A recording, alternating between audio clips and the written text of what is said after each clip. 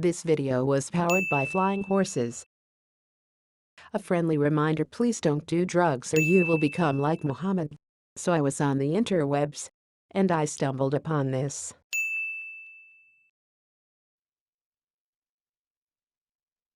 Now, you may be thinking, "Shots fired! Shots fired!" Don't worry, my Muslim friend. This is serious. Please use an open and critical mind while reading the source. I am using this voice because I live in a Muslim household who agree with apostasy laws. كثيرة عن عدد من الصحابة يعني في أن يقتل المرتد. حديث ابن عباس: من بدل دينه فاقتلوه. حديث ابن مسعود: لا يحل امرئ إلا بإحدى ثلاث: الثيب الزاني والنفس بالنفس والنفس بالنفس والتارك لدينه المفارق للجماعة. وحديث أبي موسى الأشعري ومعاذ ابن جبل وأبي هريرة وعدد من الصحابة في مسألة. You may read the whole source using the link here. I will be using this automated voice. If you want to read it for yourself, click the link now.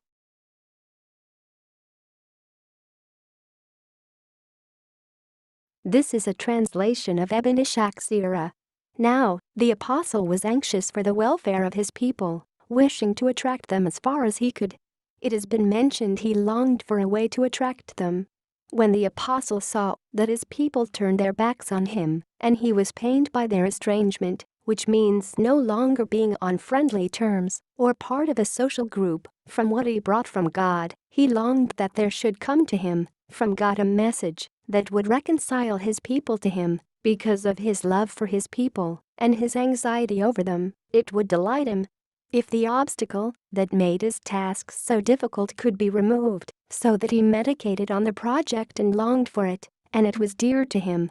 Then God sent down, by the star when it sets, this is an oath or swearing, by the star setting, as in they are little blobs in the sky, but not in the universe, and they set and rise literally. As you can see, this is 7th century views. Your comrade errs not, and is not deceived. He speaks not from his own desire, and when he reached his words, have you thought of Al-Lat and Al-Uzza and Manat the third? These are pagan gods of the Arabs.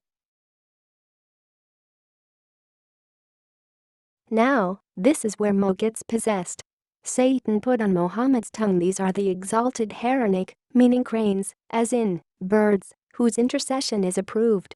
When the Quraysh heard that, they were delighted and greatly pleased at the way in which he spoke of their gods, and they listened to him, while the believers were holding that what their prophet brought them from their Lord was true, not suspecting a mistake or a vain slip. And when he reached the prostration and the end of the surah in which he prostrated himself, the Muslims prostrated themselves when their prophet prostrated, confirming what he brought and obeying his command, and the polytheist of Quraysh and others who were in the mosque prostrated when they heard the mention of their gods, so that everyone in the mosque, believer and non-believer, prostrated, except Walid, who was an old man who could not do so. So he took a handful of dirt from the valley and bent over it.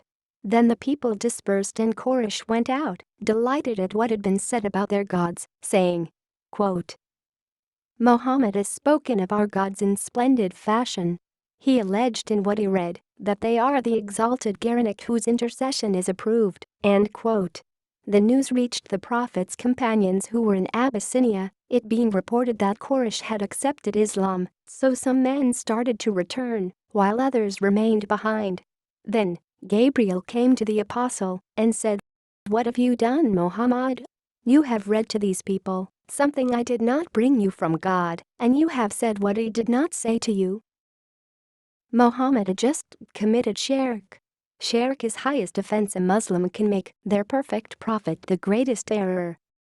If Tawheed and the purpose of life is to maintain and observe the worship of the one and true Creator while recognizing his uniqueness, then the opposite of that would be failing in worshipping him it would be denying him, or it could be associating others in worship with him. Whichever one of these, or even more, manifest, we have a case where the opposite of Tawheed is taking place. And that we call in Islam shirk. The apostle was bitterly grieved and was greatly in fear of God. So God sent down a revelation. For he was merciful to him, comforting him, and making light of the affair, and telling him that every prophet and apostle before him desired as he desired, and wanted what he Muhammad wanted. And Satan interjected something into his desires, as he had on his tongue. So here we see Allah not helping Mo at all with any miracles, but let him just backtrack what he just claimed. Then God sent down, "We have not sent a prophet or apostle before you." But when he longed, Satan had suggested in the words used above about their gods by his revelation, quote, "Are yours the males and his the females, that were indeed an unfair division? They are nothing but names, which your fathers gave them, as far as the words, to whom he pleases and accepts, i.e., how can the intercession of their gods avail him?" I am going to stop reading here. Mo just retracts everything. Realizing he just made a big error, or someone may have reminded of his monotheistic goal. Mo dumps all the problems on the devil